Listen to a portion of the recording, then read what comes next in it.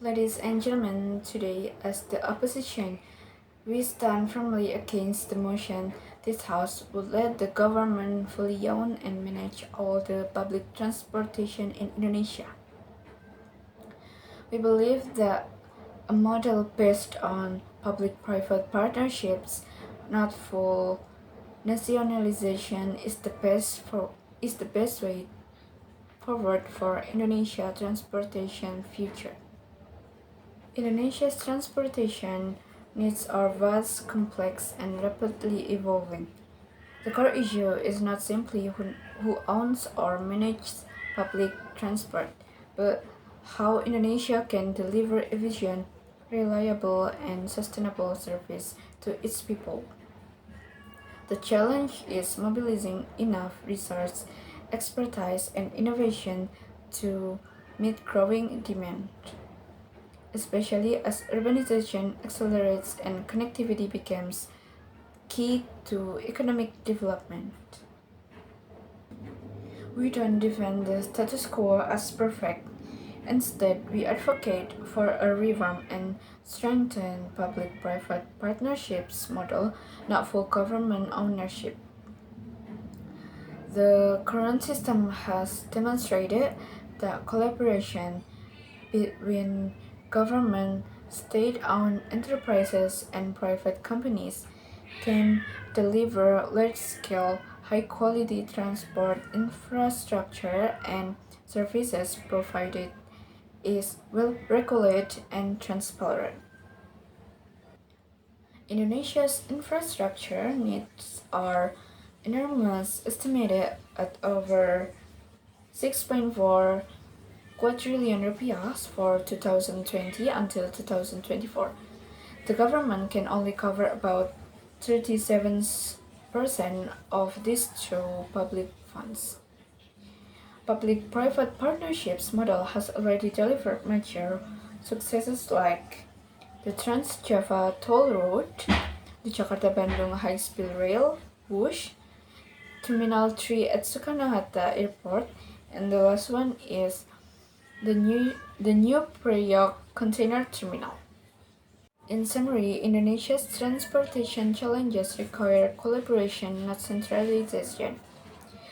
The government should act as a regulator and facilitator, setting standards and ensuring access while leveraging private sector investment, expertise, and innovation. For government ownership would strain public finances, stifle innovation, and risk inefficiency. The public-private partnerships model has already delivered results and with further reform can deliver the modern, inclusive, and sustainable transport system Indonesia needs. Thank you. Ladies and gentlemen, today, as the opposition, we stand firmly against the motion this House would let the government fully own and manage all the public transportation in Indonesia. We believe that a model based on public-private partnerships, not full nationalization, is the best way forward for Indonesia transportation future. Indonesia's transportation needs are vast, complex, and rapidly evolving. The core issue is not simply who owns or manages public transport, but how Indonesia can deliver efficient, reliable, and sustainable service to its people. The challenge is mobilizing enough resource, expertise, and innovation to meet growing demand, especially as urbanization accelerates and connectivity becomes key to economic development. We don't defend the status quo as perfect. Instead, we advocate for a revamp and strengthen public-private partnerships model, not full government ownership. The current system has demonstrated that collaboration between government, state-owned enterprises, and private companies can deliver large-scale, high-quality transport infrastructure and services provided is well regulated and transparent. Indonesia's infrastructure needs are enormous, estimated at over 6.4 quadrillion rupiah for 2020 until 2024. The government can only cover about 37% of this through public funds.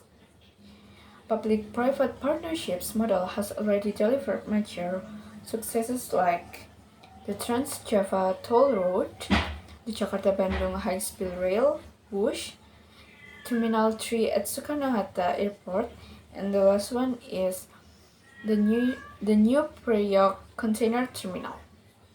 In summary, Indonesia's transportation challenges require collaboration, not centralization. The government should act as a regulator and facilitator, setting standards and ensuring access while leveraging private sector investment, expertise, and innovation. While government ownership would strain public finances, stifle innovation, and risk inefficiency. The public-private partnerships model results and has already delivered results, and with further reform can deliver the modern, inclusive, and sustainable transport system Indonesia needs. Thank you.